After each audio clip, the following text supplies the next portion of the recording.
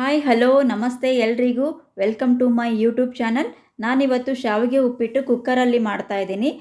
Non stick ಪ್ಯಾನಲ್ಲಿ ಮಾಡಿಕೊಂಡಾಗ ಹೇಗೆ ಉದುರಾಗಿ ಬರುತ್ತೋ ಅದೇ ಥರ ಸೇಮ್ ಕುಕ್ಕರಲ್ಲಿ ಕೂಡ ಅಷ್ಟೇ ಉದುರಾಗಿ ಮಾಡ್ಕೋಬೋದು. ಕಡಿಮೆ ಸಮಯದಲ್ಲೇ ಆಗುವಂಥ ಶಾವಿಗೆ ಉಪ್ಪಿಟ್ಟಿದು.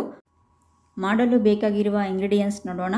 1 ಕಪ್ ಶಾವಿಗೆ, 1 ಟೇಬಲ್ ಸ್ಪೂನ್ ಜೀರಿಗೆ, 1 ಟೇಬಲ್ ಸ್ಪೂನ್ ಸಾಸಿವೆ, ಅರ್ಧ ಟೇಬಲ್ ಸ್ಪೂನ್ ಅರಿಶಿಣ, 3 ಟೇಬಲ್ ಸ್ಪೂನಷ್ಟು ಶೇಂಗಾ, 1 ಮೀಡಿಯಮ್ ಸೈಜ್ ಈರುಳ್ಳಿ ಕಟ್ ಮಾಡಿಟ್ಕೊಂಡಿದ್ದೀನಿ, ಕಟ್ ಮಾಡ್ಕೊಂಡಿರೋ medium size tomato, 3 tablespoon ಹಸಿ ಬಟಾಣಿ ಕಾಳು ತೊಗೊಂಡಿದ್ದೀನಿ, 2 ಹಸಿಮೆಣಸಿನ್ಕಾಯಿ ಕಟ್ ಮಾಡಿದ್ದೀನಿ, ಸ್ವಲ್ಪ ಕರಿಬೇವು, ಸ್ವಲ್ಪ ಕೊತ್ತಂಬರಿ ಕಟ್ ಮಾಡಿಟ್ಕೊಂಡಿದ್ದೀನಿ, 3 ಟೇಬಲ್ ಸ್ಪೂನಷ್ಟು ಕ್ಯಾರೆಟ್ ಕಟ್ ಮಾಡಿಟ್ಕೊಂಡಿದ್ದೀನಿ, ಸ್ವಲ್ಪ ನೀರು, 2 ಟೇಬಲ್ ಸ್ಪೂನಷ್ಟು ಎಣ್ಣೆ, ಅರ್ಧ ಟೇಬಲ್ ಸ್ಪೂನ್ ಸಕ್ಕರೆ ಹಾಕೋದ್ರಿಂದ ರುಚಿ ಚೆನ್ನಾಗಿ ಬರುತ್ತೆ, ಮತ್ತು ರುಚಿಗೆ ತಕ್ಕಷ್ಟು ಉಪ್ಪು.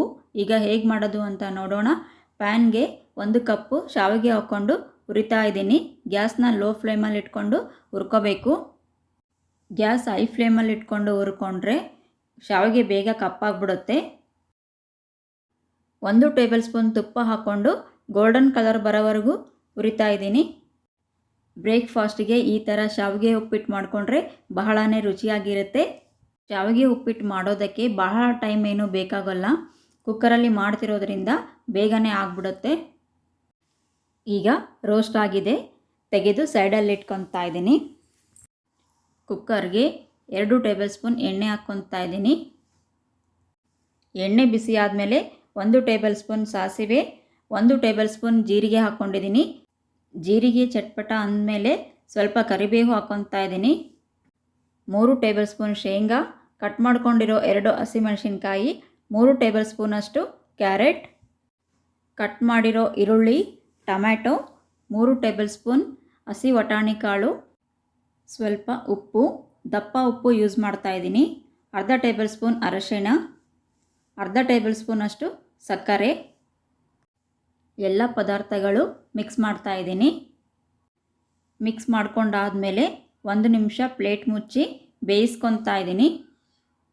1 ನಿಮಿಷ ಬೆಂದ ಮೇಲೆ ಹುರಿದು ಇಟ್ಟಿರೋ 1 ಕಪ್ ಶಾವಿಗೆಯನ್ನು ಹಾಕ್ಕೊಂಡು ಮಿಕ್ಸ್ ಮಾಡ್ತಾ ಇದ್ದೀನಿ.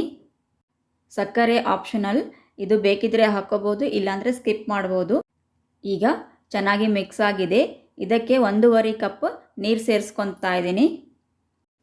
ಶಾವಿಗೆ ಉದುರಾಗಬೇಕು ಅಂತಂದರೆ ನೀರಿನ ಪ್ರಮಾಣ ಕರೆಕ್ಟಾಗಿರಬೇಕು. 1 ಕಪ್ ಶಾವಿಗೆ ತೊಗೊಂಡಿರೋದ್ರಿಂದ 1.5 ಕಪ್ನಷ್ಟು ನೀರು ಹಾಕ್ಕೊತಾ ಇದ್ದೀನಿ. ಚೆನ್ನಾಗಿ ಮಿಕ್ಸ್ ಮಾಡಿಕೊಂಡು ಕುಕ್ಕರ್ನ ಕ್ಲೋಸ್ ಮಾಡ್ತಾ ಇದ್ದೀನಿ. ಗ್ಯಾಸ್ ಹೈ ಫ್ಲೇಮಲ್ಲಿ ಇಟ್ಕೊಂಡು 1 ವಿಷಲ್ ಆಗೋವರೆಗೂ ಬೇಯಿಸ್ಕೋಬೇಕು. ಗ್ಯಾಸ್ ಲೋ ಫ್ಲೇಮಲ್ಲಿ ಇಟ್ಕೊಂಡು ಬೇಯಿಸ್ಕೊಂಡ್ರೆ ಶಾವಿಗೆ ಮೆತ್ತಗಾಗ್ಬಿಡುತ್ತೆ.